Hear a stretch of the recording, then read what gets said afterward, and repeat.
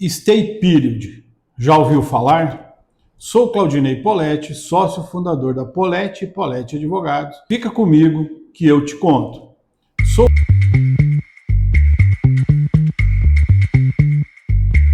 E nesse vídeo falarei um pouco sobre esse instituto tão importante no direito e no Instituto da Recuperação Judicial. O nome assusta. Stay Period não é mais um estrangeirismo qualquer. É um nome criado pela doutrina, que ele não consta na lei, mas que em linhas gerais significa um período de blindagem, que é o período que a empresa em dificuldades que recorre à recuperação judicial tem para se reorganizar, para se reestruturar. Esse período, na nossa legislação, é inicialmente de 180 dias, atualmente prorrogáveis por mais 180 dias, uma única vez, segundo a lei. Na lei anterior, na mesma lei, mas na versão anterior, antes da modificação feita pela Lei 14.112, a lei original, a 11.101, dizia que o período era de 180 dias improrrogáveis. A jurisprudência se encarregou de equalizar isso, porque era praticamente impossível uma empresa se reestruturar em 180 dias. Lembrando que são 180 dias corridos. E a jurisprudência acabou por praticamente uniformizar, no sentido de que a avaliação caso a caso e que, em não havendo culpa do devedor, haveria uma prorrogação, que poderia ser por mais 180 ou mais 200, em regra até não se falava em prazo, mas até o período necessário para a reestruturação, que nas mais das vezes iria até a realização da Assembleia Geral de Credores. Isso mudou e ainda a jurisprudência não tem uma posição consolidada. Há uma tendência de que a prorrogação seja efetiva por mais um período só de 180 dias, quando então tenha que ser dentro desse período realizada a Assembleia Geral de Credores e aprovado o plano de recuperação judicial, sob pena, evidentemente, de convolução e falência. Mas há outras situações, como a possibilidade dos próprios credores apresentarem um plano alternativo, que eu não quero entrar nesse momento porque são situações mais complexas e que requerem um vídeo somente para isso, que eu farei no momento oportuno.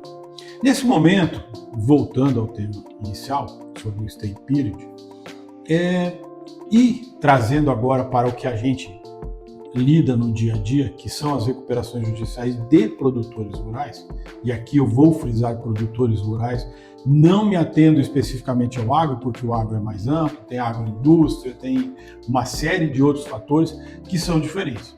Eu quero falar das recuperações de produtores rurais, aquelas que nunca foram devidamente abrangidas pela lei. Vale lembrar, fazendo um rápido parênteses, que a Lei 11.101 não falava nada sobre isso e houve uma discussão que parecia interminável se o produtor rural poderia computar o prazo da pessoa física, que ele atuou como pessoa física para efeitos de recuperação judicial. Isso foi decidido lá em 2019, num recurso lá do Mato Grosso, e o STJ acabou por entender que sim, que o prazo poderia ser computado.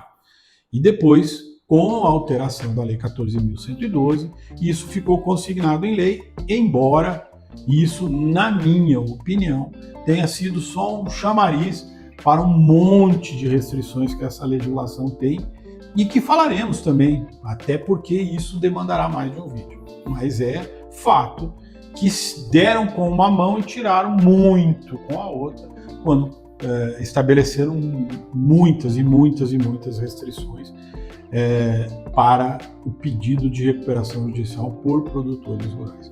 Um parêntese também para dizer que há toda uma conceituação que vem, por vezes, dos próprios produtores, no sentido de que recuperação judicial é necessariamente uma coisa ruim e que causa, de um modo geral, abalo de crédito para o setor como um todo. Eu afirmo que isso não é exatamente assim e também falarei nisso numa outra oportunidade. Vocês já viram que eu abri um leque muito grande, mas é porque realmente os assuntos estão borbulhando e acho que, pelo menos eu pretendo dar a minha opinião. Mas voltando ao período de blindagem, ao stay de 180 dias, eu afirmo sem nenhum receio de falar bobagem que ele é demasiadamente curto para as recuperações judiciais de produtores rurais. E eu explico por quê. Antes que apressados já digam, querem perpetuar, não basta fazer recuperação judicial no primeiro sintoma, no primeiro espirro, há ainda que se perpetuar. Já vi um vídeo recente onde se fala, querem eternizar. Não é assim. Mas as coisas elas precisam ser analisadas à luz da realidade. Nós sabemos que a legislação, ou todas as normas, elas são gerais. É uma característica, todo mundo que lida com o direito sabe disso. As normas elas são gerais, elas não são feitas para o caso a caso. Mas as mesmas normas gerais, elas deveriam se atentar para o fato de que há situações e situações. Então você estabelecer um prazo de 180 dias para o varejo, por exemplo, ou para a indústria, ou para o comércio varejista, enfim, ou atacadista, para que não. Mas o comércio, de um modo geral, para a indústria, que são setores importantíssimos também, você estabelece 180 dias, você precisa entender que no dia seguinte está entrando e saindo dinheiro. A operação continua de uma forma normal. Na agricultura também, mas a agricultura é sazonal. Tem regiões do Brasil, e não são poucas, que se faz apenas uma safra. Então, o período de 180 dias, dependendo da época em que a recuperação judicial é ajuizada, e um novo parênteses aqui, para dizer que não, os produtores não se organizam para fazer isso, eles lutam isso como regra, evidentemente, até o último momento. E aí, o último momento pode ser não ser o momento exato. Mas imagine a Bahia, o Piauí, essas regiões que normalmente têm uma safra apenas, já fazem duas, mas pouquinho. Aí o produtor tem que entrar após a safra, porque até ali ele vinha lutando, tentando, e aí ele entra em maio, junho, 180 dias, ele não chegou na próxima safra. Que receita ele terá para fazer frente? Porque não é só organizar a gestão, isso é uma parte.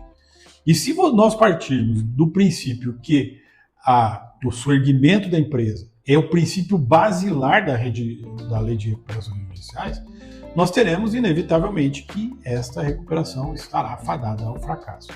E antes que se diga que sim, normalmente há uma prorrogação por mais 180 dias, é preciso que se diga que esses últimos 180 dias já vem com uma assembleia marcada, ou seja, a corda está totalmente no pescoço do produtor.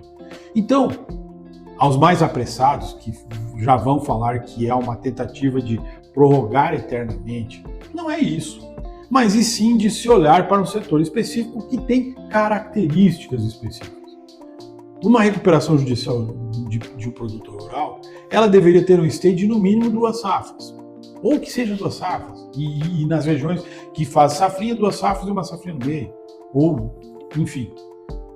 Aí o produtor tem condições efetivamente de começar, ele ainda não se recupera em 2 safras, mas também, aí eu concordo, não vamos estender ad eterno, é preciso que se tenha parcimônia e bom senso, que é com todas as vênias possíveis o que a lei não tem. O Brasil é um país onde o agronegócio responde por 1/3 da economia. A produção rural, eu não sei dizer qual é o percentual, mas é muito o percentual, e não tem uma legislação específica para a recuperação judicial de produtores. É colocado na lei geral e ainda com todas as ressalvas e restrições possíveis. E de novo, há quem diga e afirme com todas as letras que o problema que a agricultura vive se dá em função das recuperações judiciais, que encareceram os juros, que dificultaram acesso ao crédito, e não é bem assim. Fato é que recuperação judicial é um instituto que existe em praticamente todo o mundo democrático, ou em todo. Eu confesso que eu não tenho esses dados, mas os principais países, as principais economias do mundo têm proteção contra a falência. E a nossa legislação, a 11.101, ela foi baseada na legislação americana. E a legislação americana tem um capítulo específico, que é o capítulo 12, que trata da recuperação judicial de fazendeiros, de produtores rurais. E sim, eu não tenho dados mais recentes, peço desculpas, porque eu vou fazer isso num vídeo específico, mas em 2021, por exemplo, as recuperações judiciais, os pedidos de recuperações judiciais de produtores rurais nos Estados Unidos subiu absurdamente. Então não é só aqui, mas fugir um pouco do assunto. O vídeo de hoje, que terei que fazer pelo menos mais um a respeito, é sobre isso. É sobre o essencial período de blindagem. E nesse período de blindagem, o que acontece? Param as execuções, param as cobranças, e fica tudo estagnado para que a empresa tenha condições de se reestruturar. Nesse sentido, eu afirmo categoricamente, frisando sempre que essa é uma opinião minha, e que também essa opinião não fará com que a legislação mude.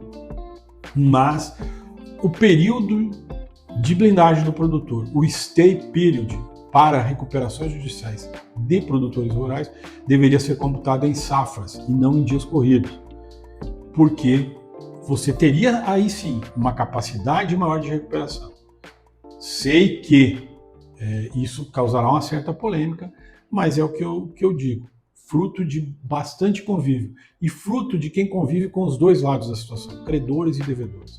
Os credores, passada aquela revolta inicial da recuperação judicial, eles são fundamentais e eles poderão, no decorrer do período, se reaver eventuais prejuízos, se aquela, momentâneos, na verdade, se aquela empresa tiver condições de prosseguir.